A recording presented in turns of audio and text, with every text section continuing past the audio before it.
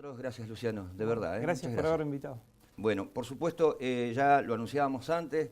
¿Cómo ves la justicia en definitiva, ¿no? En este país y en Río Negro? Bien, bueno, me voy a referir en realidad a la justicia de Río Negro. Nosotros estamos transitando en este momento, hace un año y meses que se implementó un nuevo sistema de enjuiciamiento y entiendo que bueno, ha sido para bien en el hecho de que se le da celeridad a la tramitación de las causas.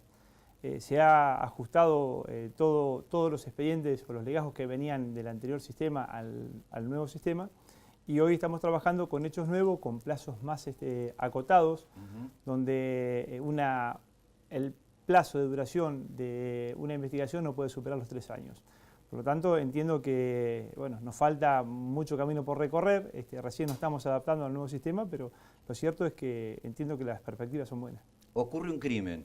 ¿Quién va primero? ¿El fiscal? ¿Va la policía? ¿El fiscal es jefe de la policía o son dos investigaciones aparte?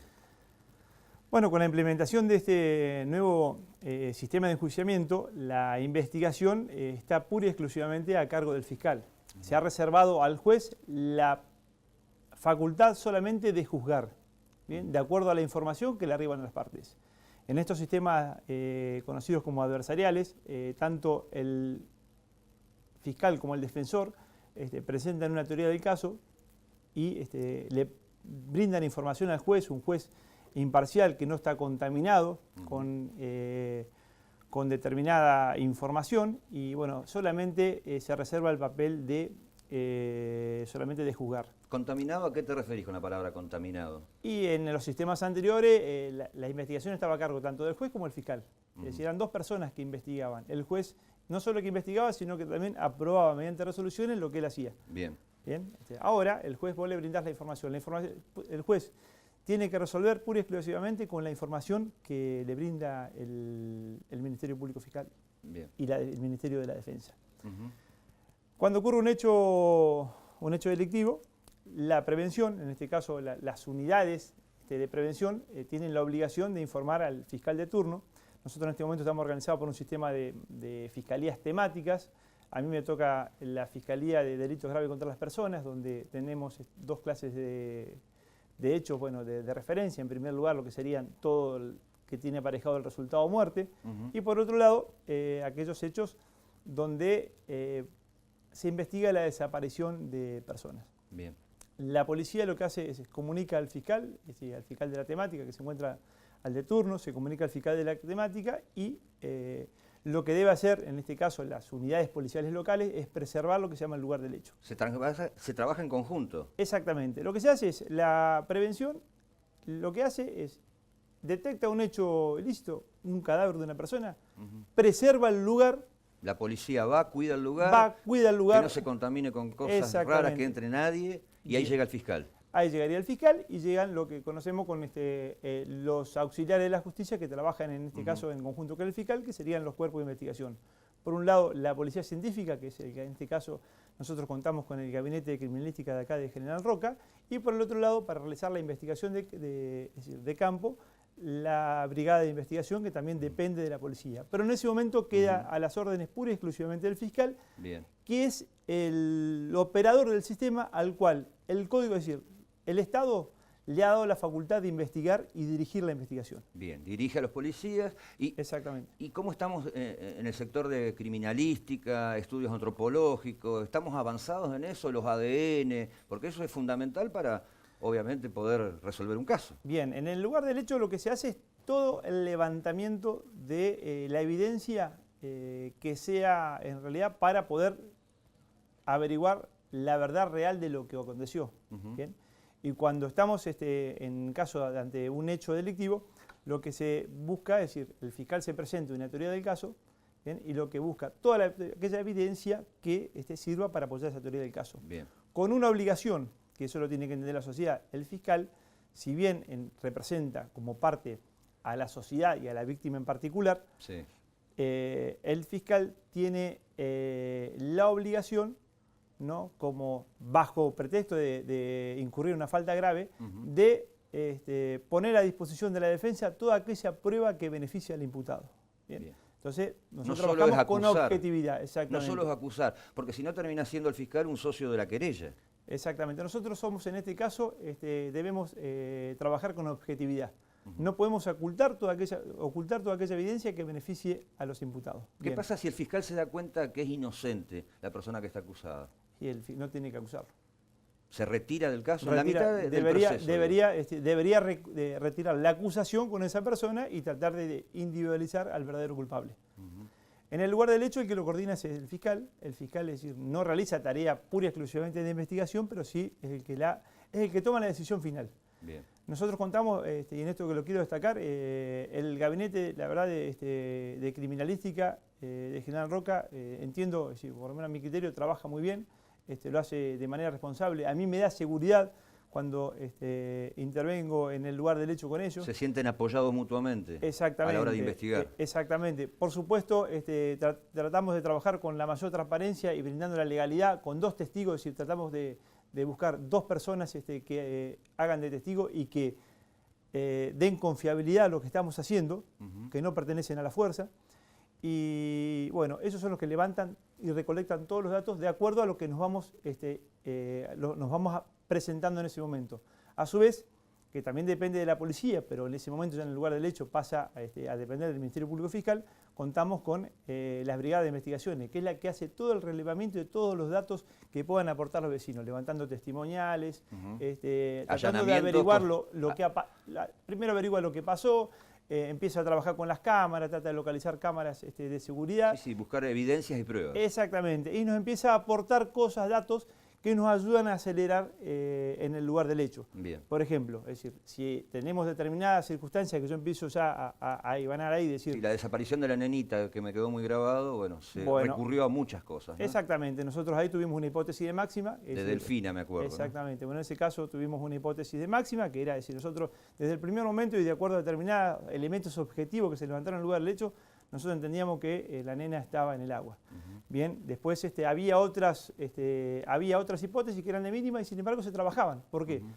En el hecho de que fracasara la hipótesis de máxima, nadie es dueño de la verdad en esto, todos podemos equivocarnos, lo cierto es que la idea era no partir de cero respecto de las otras hipótesis.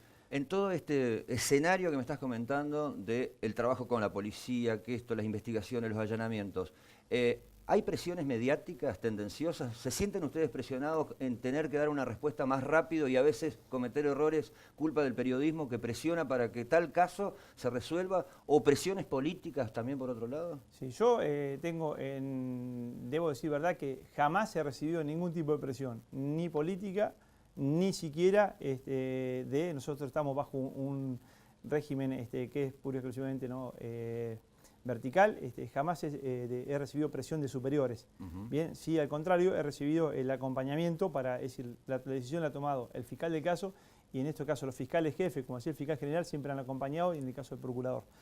Lo que sí, con los medios, lo que sucede es, es una situación compleja que se genera porque tenemos la obligación de informar a la sociedad de lo que pasa, la sociedad tiene derecho de saber lo que está pasando, pero también eso lo tenemos que manejar de manera responsable por 2 situaciones. Primero, no podemos comprometer la investigación y el resultado final de la causa, brindando información que después sea perjudicial para la causa. Aunque la gente diga no hay justicia, salga con carteles y diga son todos, no sirve la justicia argentina. Eso por un lado, y por el otro lado también tenemos que tener cuidado con afectar el buen nombre de las personas, y el honor de las personas que por ahí sindicamos a alguien que después termina siendo inocente y esa persona también le cuesta mucho limpiarse, ¿no? La condena social es tremenda. De la acusación. Entonces hay que combinar eso. Lo cierto es que muchas veces se genera un tipo de presión social de acuerdo a lo que transmiten los medios. Yo soy crítico en este sentido con respecto a los medios y me ha pasado a través del área de prensa que hemos hecho saber. Una cosa es cuando el medio transmite información y otra cosa cuando emite opinión de determinado tema sin conocerlo. Y esto ha pasado, por ejemplo, he visto en los últimos casos que no ha tocado intervenir, cuando se hablan, por ejemplo, de,